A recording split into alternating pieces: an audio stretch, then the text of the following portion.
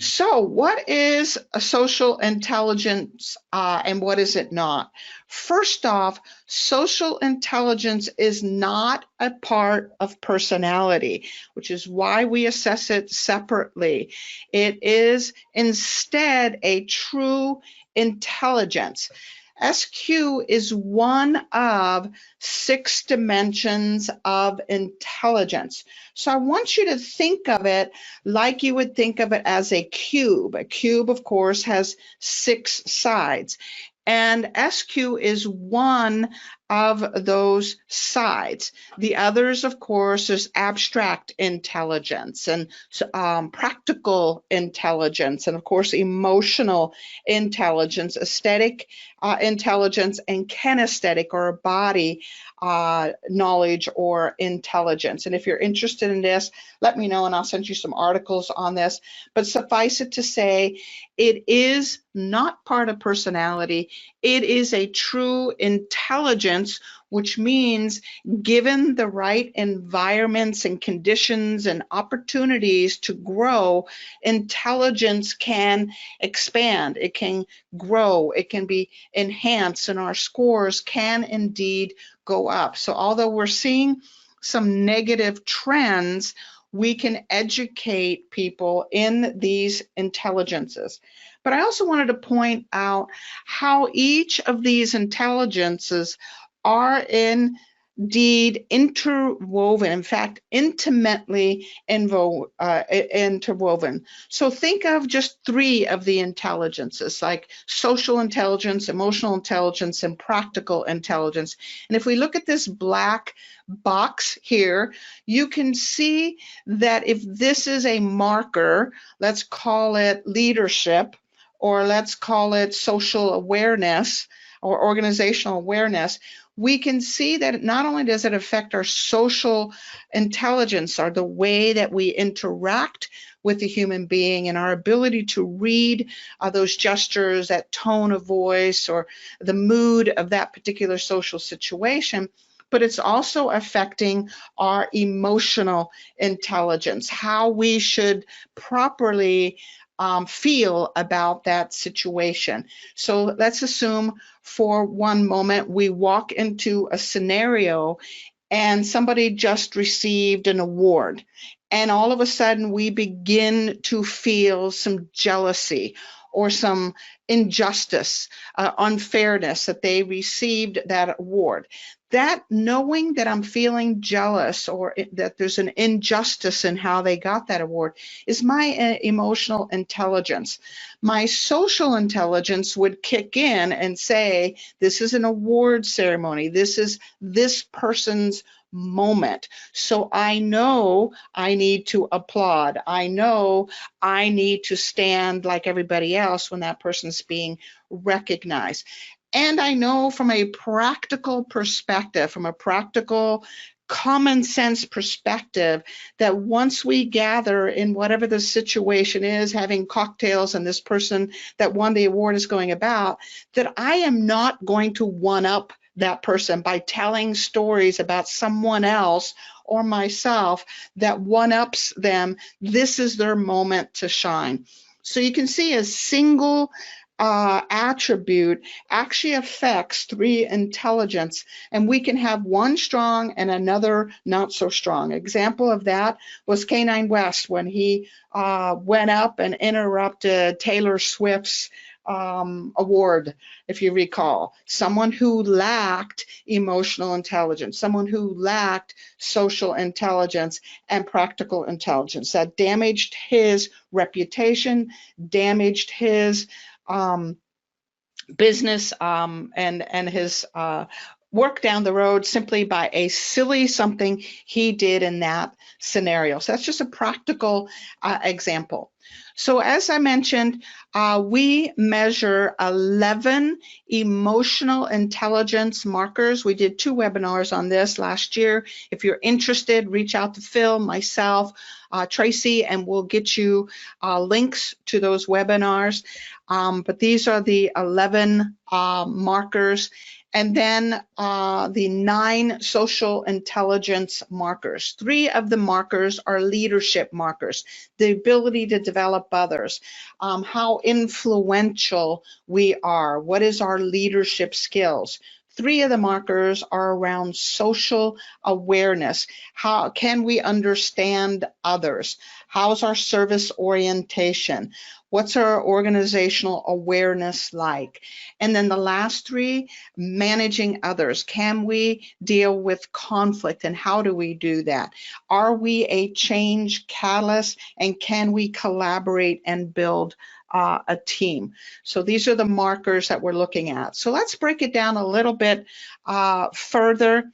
Those folks that have strong social awareness are attentive to the emotional cues of others. They can accurately detect those crucial social networks and read the key power relationships and the forces that shape the actions of others. So assume for a moment your franchisee is running some kind of a CEO group, or he has to go in to a business-to-business situation and make a presentation to a handful of people.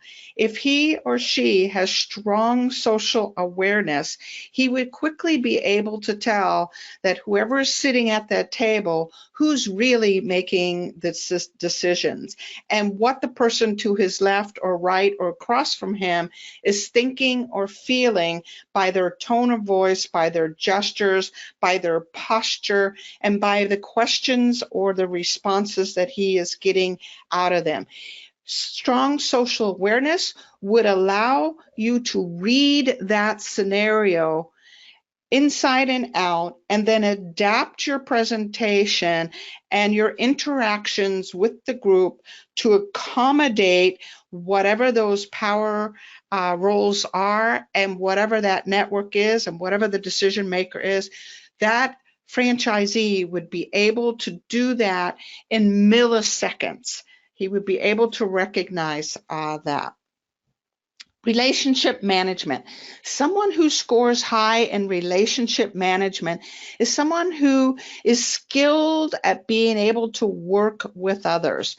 They know how to handle difficult and tense situations with tact and diplomacy. So they're able to see a situation festering long before others see it. They can see that there's a conflict, or 2 employees are rubbing each other wrong. There isn't anything that has to come to them directly, but they're able to see that these 2 employees or these 2 individuals may have some difficulty working together. A franchisee that understands that knows how to bring those things to the surface and facilitate a working environment where those 2 employees will enjoy working with one another. So they're good at recognizing the issues between individuals, de-escalating any kind of challenges, and creating feedback and critique in a diplomatic and tactful way. As a manager, as a business owner, you can see this would be a wonderful attribute to have. Now, what about leadership? Someone with a high degree of leadership skills can arouse the enthusiasm for a vision, build a consensus, and then guide the performance of others while at the same time holding them accountable. There are many of us who think we are fabulous leadership. Have leaders. We're able to arouse that enthusiasm. We can even build a complete consensus. Yes, yes, yes, we're all on board. But where many fall short, especially today in the trend that I'm seeing, is the back end part, holding people accountable to their commitments. It's one thing to get people pumped up, kind of that motivational speaker, right? It's another thing to get them to do what needs to be done to move us all towards a common goal or outcome. So what's going on? What is causing some of these changes in social intelligence? Well, first off, these are social skills, right? These are people skills. And over the last couple of decades, we have become a data-driven, high-tech, low-touch world. And the more we're hiding behind our computer screens and our text messages and instant messaging here and LinkedIn, the more high-tech we've become, the less interaction face-to-face we are having. We're not seeing those faces and those tiny little gestures that mean I didn't understand, or I'm confused, or I'm in some way not agreeing with you. We're not seeing those facial expressions. We're also not hearing the tone of voice that we may have heard if we had been speaking to them face to face or even by telephone. So this high-tech world has led us to simply not having as much opportunity to grow these social intelligence or even emotional intelligence skills, because our interaction, the human element, is going away as we become more robotic and more high-tech. We're also a selfie-centered society. We have become more about us and less about others. Now that hopefully will change, but right now, the last 15 to 20 years, we have been a much more me kind of thinking. So we're focused more on how others perceive us and our own reputation management, rather than looking for the feedback from others that allows us to accommodate them or to correct them if their perception of us is incorrect. Instead, we are becoming all about how we want to project and almost a false sense of self.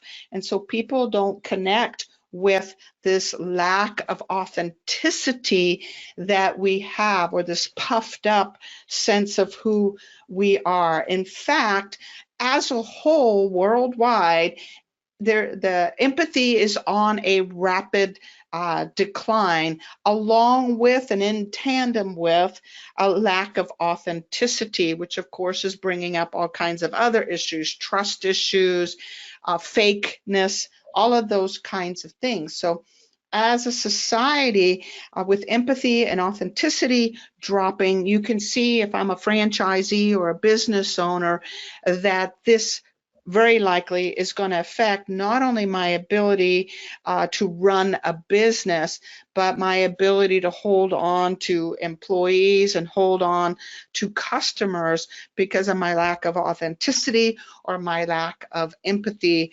for those that I'm dependent on. So another trend that we see in this world right now, I call it moats versus bridges. We, over the last couple of decades, have become more security and privacy conscious. From technology to living in gated communities. We have put up more moats, more distance between us and the world. Neighbors don't just pop in like they used to. They call ahead to tell they're coming over, and may even make appointments. So we've become more of a moat culture, isolating and separating ourselves from others. Initially, this was simply out of security and privacy, and now it's become more of an epidemic. We are all feeling more lonely, more isolated, and some of this is out of a natural trend where we have employees that are remote workers, where there's a day and a time you went to an office and you shared lunch and you met at the water cooler, or you went to university and you actually drove there and you spent the day and you met kids in class, and today we are taking classes online. So it's created this massive epidemic of isolation and loneliness, which is also fostering an environment where we are not forced to learn more emotional and social intelligence skills. We become more narcissistic, more self-absorbed. It becomes more about us.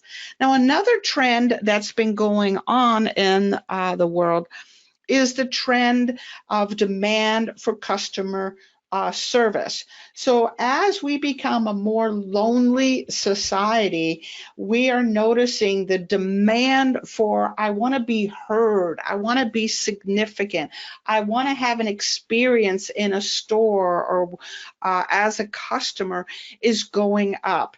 Now, customer service skills is actually a hard skill that we measure with Zorakle.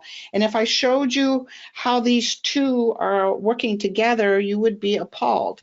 So we have humans, customers, who are demanding more human interaction and more service, more convenience, etc. But our skills as a society and customer service is dropping. So if you're a franchisor and the demand for better service is going up, but your franchisee is coming in with lower customer service scores and a SQ marker of service orientation that is down, you can see you're going to have a whole bunch of customers that aren't being taken care of. So another thing that is leading towards this SQ issue is this idea, this concept that we are all equal. This has been a trend in the last couple of decades, and for good reasons. Don't get me wrong, I'm not making a political statement here, but this whole idea that we're all equal has put people in social situations where they are not recognizing the title of someone in an organization. They are treating everyone as an equal. Now, treat everyone with respect and kindness and generosity, absolutely. But if you are a franchisee who needs to sell to the CEO of a multi-billion-dollar business, the way you interact with him is different than how you interact with that person you called on the phone to make the appointment. However, we're in a society that says we are all equal. So frequently what's happening is if a franchisee is in a business-to-business environment and he is not recognizing status, degrees, titles, position, money, if he's not recognizing those things as having still to this day some level of distinction or hierarchy to it, then he or she is going to have a much more difficult time doing business in the business-to-business environment. Now, the opposite is also true. Since our customer service skills are dropping and our empathy skills are dropping, if we treat every customer that walks through our door to buy some protein powder the same, rather than noticing this guy looks like he has knowledge based, he's fit, he goes to the gym regularly, versus this guy or gal is coming in who's dealing with some obesity issues and some other body image issues, we're going to talk to those two individuals differently. We're going to adapt our communication differently. They are not equal. So this concept of being equal has also led to a lack of social etiquette. If we're all equal, we don't need to defer. We don't need to treat someone in a different way. So the world as a whole is starting to lack in basic social etiquette. Who goes into an elevator first? Who gets introduced to who first? And how we are to respect and appreciate one another in social environments. So we're going in to environments as franchisees klutzy socially because we've not been taught how the social etiquette that has been going for generations and generations. God created us equal, but we are in a world that requires a certain etiquette and a certain understanding of hierarchy and power and how all of that works. That doesn't mean you can't get a result. It simply means you have to adapt your strategies. So for some, equal presumes same. And as I just demonstrated with those couple of examples, we are not the same. We are given through our rights as human beings that we are indeed equal, but we're not the same. We have different educations, different backgrounds, different needs, and we need to understand that in our employees, in our customers, in our relationships with one another. So this sameness mentality and all of these other drops in social intelligence has also caused an environment where we're seeing a decline in competitiveness. We talked about this in the emotional intelligence class. So this, since we're equal, we're the same, and there's a million reasons that we've gotten to that. Everything from trophies came super easy. We didn't have to work for it. We didn't have to work for our grades, etc. We are noticing societally that there's a decline in competitiveness. There's a decline in our ability to take risks. That's from the Moat Society about safety and privacy. And there's a decline in leadership. Franchisors are going to have to deal with franchisees that are coming in that lack that hunter instinct and lack the same ability that generations prior may have had to take risks and stick their neck out socially, emotionally, relationally, and financially, and also to deal with a whole nother group of individuals coming in that may not have the same level of leadership skills that we saw in the past.